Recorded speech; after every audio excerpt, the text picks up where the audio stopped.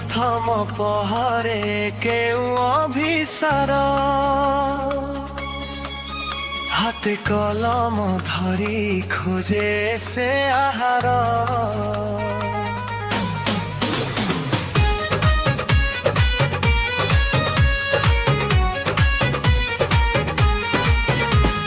कातर आखिरे अंतरर तारर कांद दुनिया आखिरे सिए कलंकित चांद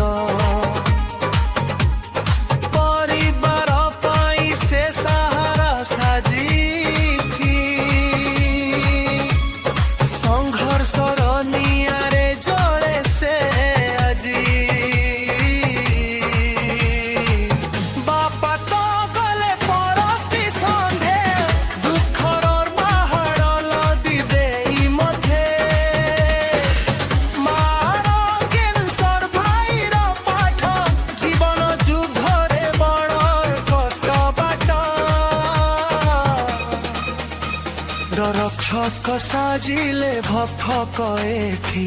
असहाया नारीर लुहकु छाटी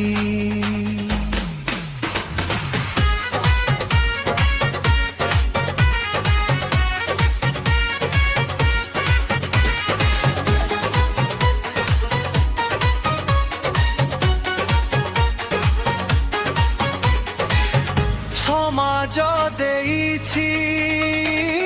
धर्षिताख्या पापर पंके से खोजे प्रतिरक्षा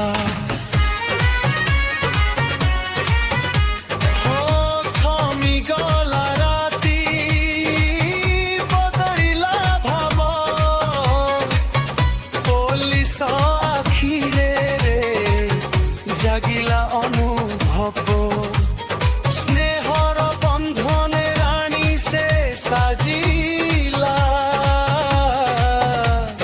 कुकर्मर पंकु से पद्म परिमाजिला अन्याय विरुद्धे कहे से नारी समाज उलिथिब सबु दुर्नीति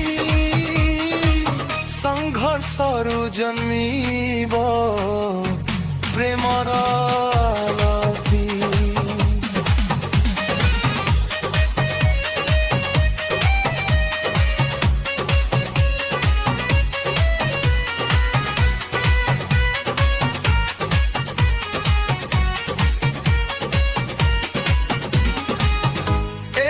से सुंदरी को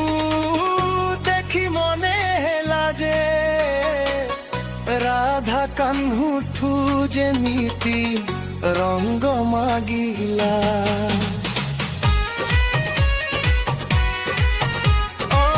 अंधकार फेरी आलोक से पाइला धनु राधा को